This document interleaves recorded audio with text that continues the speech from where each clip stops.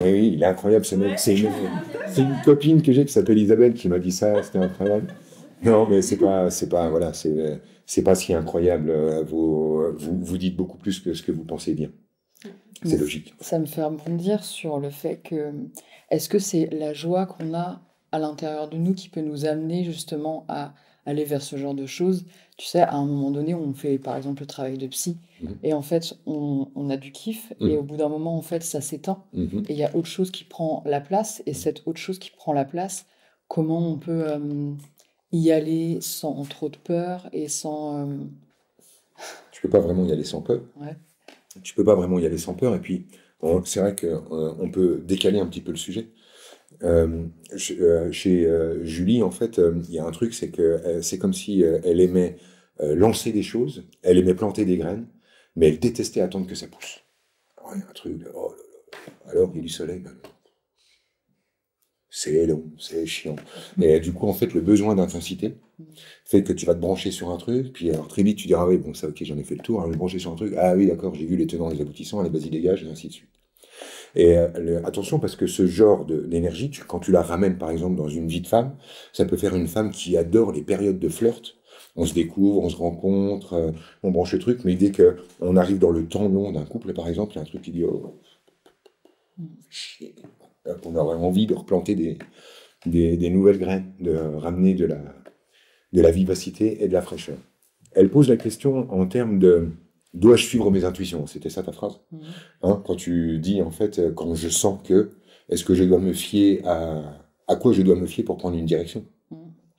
Ça, c'est quand vous cherchez absolument, et c'est encore un truc un peu bobo spirituel à mon sens, à rendre rentable votre passion. Vous savez, c'est comme si à un moment donné, c'est comme si vous souhaitiez tout le temps euh, avoir un métier épanouissant, avoir un métier.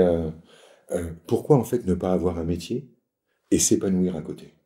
Parce que je pense que moi c'est ça la porte. C'est je bosse, ça construit ma sécurité. Aujourd'hui en France, on bosse 35 heures par semaine normalement, où on peut s'arrêter là si vraiment on pose des barrières. Et on a énormément de temps en fait pour faire des trucs qui nous font réellement kiffer. Et ce qui nous rend aveugles à ce qui nous fait vraiment kiffer, c'est qu'on cherche quelque chose qui nous fait kiffer et qui soit rentable. Alors qu'il y a plein de trucs qui sont vraiment extraordinaires à vivre, mais qui à aucun moment peuvent vraiment vous rapporter immédiatement des sommes vous permettant de vivre. Donc pour moi, c'est pas une question de ah bah ça me fait triper, c'est le signe à l'intérieur que c'est ma direction. Tu vois, c'est je dirais plutôt mets-toi en sécurité comme tu peux, produis des trucs qui rapportent rien mais qui te font vraiment plaisir. Et un jour, en fait, le plaisir rend les choses rentables parce que justement, quand on fait des trucs avec beaucoup de plaisir et de passion, ça, ça se connecte, ça se branche, ça se nourrit, ça fait du réseau, de la relation, et ça machin. Mais tu n'as pas posé ton sujet à toi. Tu es en train de m'écouter sagement, et c'était pas la question avec laquelle tu es venu là que tu es en train de poser. Ben, je sais pas, ouais, j'ai rebondi sur ce qu'il se disait. En fait, je crois que ce qui t'amène sur la chaise, c'était le mot artiste. Mm. Hein? Mm.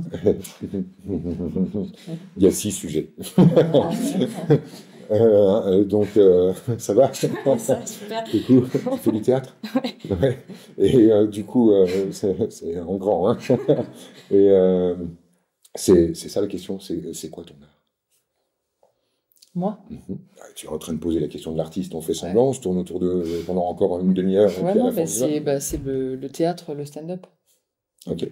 Et le stand-up, t'es sûr? Non. Non. C'est Non. quoi le doute que tu as autour de ça? Euh, En fait, je vois que ça m'amuse, et pour moi, il y a un doute là-dedans. Ok. Quand c'est trop amusant, en fait. Mhm. Moi aussi, j'ai un doute là-dedans. Mm. Je crois en fait que tu es vraiment appelé par la scène, que tu as envie d'aller jouer, comédienne, actrice, etc. Tu as envie d'aller jouer là-dedans, mais que tu as peur de n'être valable que parce que tu es jolie. Et que tu n'assumes pas en fait ton délire de séduction, l'envie d'être séduisante, et comme si en fait tu voulais absolument montrer de la profondeur chez toi, qu'on ne prenne pas pour simplement une jolie cruche qui a envie de faire une guignole de plus sur une scène. Et que ce désir de vérité et de profondeur fait que tu utilises l'autodérision qui t'amène à faire du stand-up. Mais que l'autodérision, en fait, c'est juste ta façon de t'excuser d'être jolie. Et que tu serais plus puissante à dire c'est pas parce qu'on est joli qu'on est superficiel. Faut arrêter avec dès que t'es belle, ça veut dire que t'es une cruche.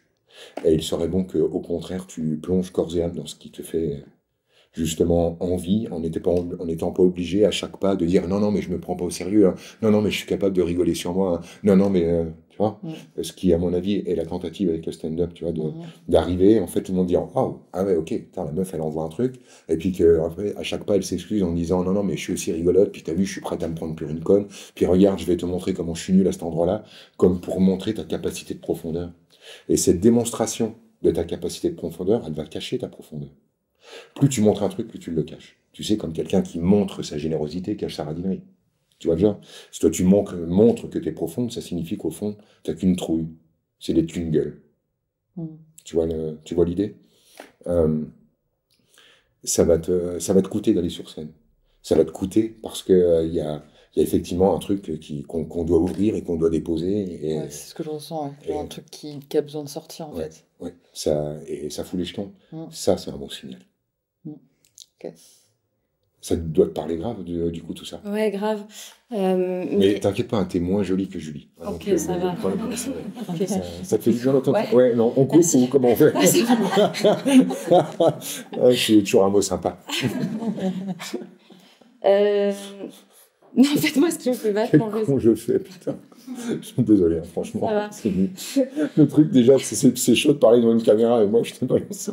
En même temps, c'est ton métier, là. Ouais, non, ça va. Ça va. Non, en fait, ce qui m'a fait venir sur la chaise, et dès qu'elle a dit le mot artiste, j'ai voulu monter. Mais tu parles beaucoup de sécurité. Moi, je me sens pas du tout en sécurité. J'arrive pas à trouver ma place. J'ai l'impression de l'avoir choisie et d'être OK avec cette place que je veux, mais qu'il y a un endroit où inconsciemment, je suis pas d'accord, peut-être, je sais pas.